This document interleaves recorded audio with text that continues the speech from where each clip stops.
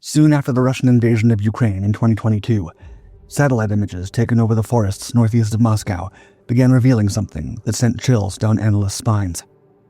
The mysterious Cold War facility, known as Sergiev Posad-6, was suddenly witnessing a rush of activity.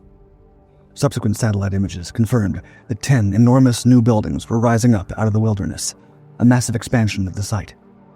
Off-limits to international inspectors, the complex system of underground tunnels, reinforced chambers, and specialized laboratories was designed to hide horrifying secrets and invisible weapons, threats that respect no borders and are impossible to recall once let loose. As the conflict in Ukraine rages on, could Russia be gearing up to unleash humanity's worst nightmare? Established in 1954, Sergiev Posad-6 began as one of the Soviet Union's most classified military installations. Built in the shadows of a historic monastery town, the facility was designed to house up to 6,000 scientists and their families behind fortress-like walls. To the outside world, it didn't even exist, appearing on no maps and carrying only the cryptic designation Military Unit 62992. But behind those walls, some of the 20th century's most dangerous research was taking place. Soviet scientists worked methodically to transform nature's deadliest microbes into instruments of mass destruction. They cultivated viruses that cause hemorrhagic fevers, engineered more efficient methods of producing variola, the virus behind smallpox, history's most feared plague, and conducted experiments that would make even hardened military officials recoil. The facility's infrastructure was purpose-built for horror. A specialized vivarium housed colonies of green monkeys, rhesus macaques, and baboons, living test subjects for studying how infectious agents spread through mammalian populations. Deep underground, researchers established what they proudly called the Museum of Viruses and Rickettsia, a frozen repository of the world's most lethal strains. For over 3 decades, this macabre collection grew under the supervision of Director Rosa Lukina, accumulating samples of hemorrhagic fever viruses that could kill within days of infection. The facility became the crown jewel of a massive program that, at its peak, employed 65,000 people across dozens of installations. Scientists tested aerosol delivery systems in sealed chambers, developed weaponized variants of naturally occurring diseases, and maintained their deadly archives in conditions of absolute secrecy. They even weaponized India 1967 smallpox, creating a strain specifically designed for military use. When the Soviet Union collapsed in 1991, most of the program's facilities were eventually opened to international inspectors, but Sergiev Posad-6 remained sealed. For over 3 decades, Western intelligence agencies could only speculate about what continued behind those walls. The site had become a black box, impenetrable, mysterious, and potentially still operational. The first signs of renewed activity appeared in May 2022, just months after Russian forces crossed into Ukraine. Commercial satellites captured construction vehicles, breaking ground in areas that had remained untouched for decades. What followed was a construction blitz that would transform the facility into something far more sinister than its Cold War incarnation. By 2024, the expansion was complete. 10 new buildings covering more than 250,000 square feet, connected by a web of underground tunnels and reinforced with security measures that exceed even Russia's nuclear weapons facilities. The construction bore unmistakable signatures of high-contaminant laboratories, dozens of rooftop air handling units designed to maintain precise atmospheric pressure, specialized filtration systems, and what appeared to be an independent power plant capable of maintaining operations even during a crisis. But the timing of this massive project raised disturbing questions. As the construction accelerated, Russia launched a coordinated disinformation campaign, accusing Ukraine of developing prohibited weapons in partnership with the United States. Russian officials filed formal complaints at the United Nations, spreading false allegations about Ukrainian research facilities that had operated transparently for decades under international oversight. The pattern was chillingly familiar. During the Cold War, Soviet leaders had justified their own forbidden programs by claiming Western nations were secretly developing identical capabilities. Now, as Russia built laboratories designed to handle the world's most dangerous microbes, they were once again pointing fingers at others. Intelligence analysts noted the psychological warfare element.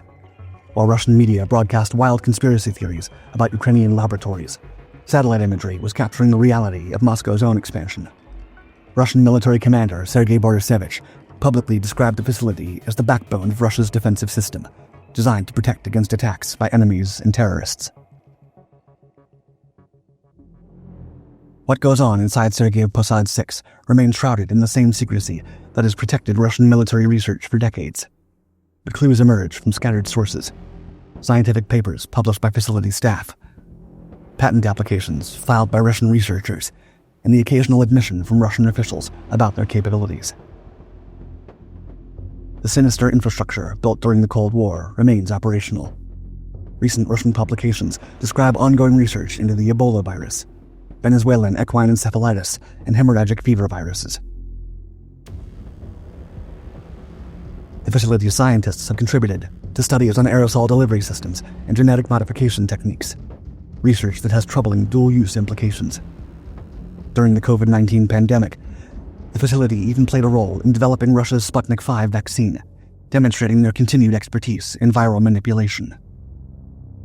Yet worryingly, this isn't the sterile, well-managed research environment that Russian officials claim. The facility suffers from the same systemic problems plaguing much of Russia's military establishment: corruption, mismanagement, and decay. And when dealing with the world's deadliest microbes, such dysfunction becomes a global threat. Court records reveal a staggering pattern of embezzlement that has compromised basic safety systems. Between 2009 and 2014, officials at the facility stole approximately $5.85 million through forged documents and phantom contracts. Critical supplies, the very materials needed to safely contain deadly microbes, were being diverted for personal profit.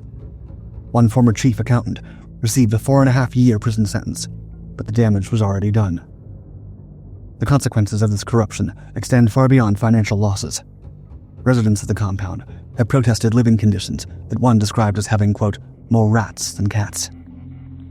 In a facility designed to contain humanity's most dangerous pathogens, such neglect represents a catastrophic risk.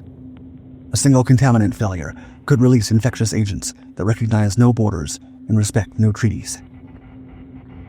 Meanwhile, these desperate conditions and lack of oversight create opportunities for materials to be sold, stolen, or simply lost. When safety protocols are compromised by budget cuts and embezzlement, the risk of accidental release multiplies exponentially. The world's most dangerous research is being conducted in conditions that wouldn't meet basic safety standards for handling far less lethal materials. The expansion of Sergiev Posad-6 represents more than just Russia's military ambitions.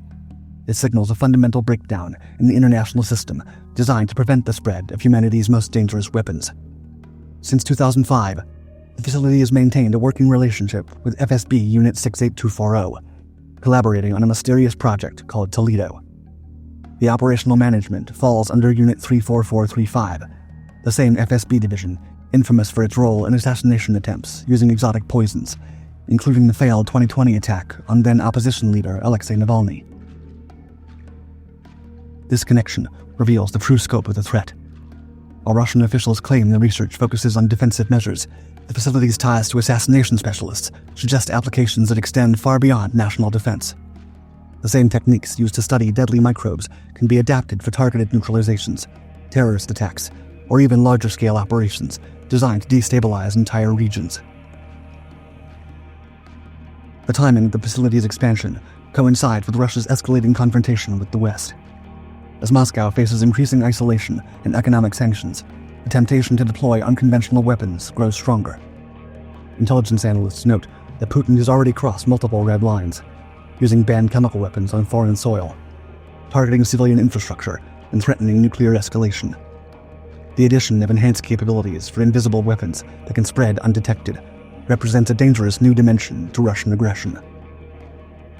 Perhaps most alarming is the verification crisis this expansion creates.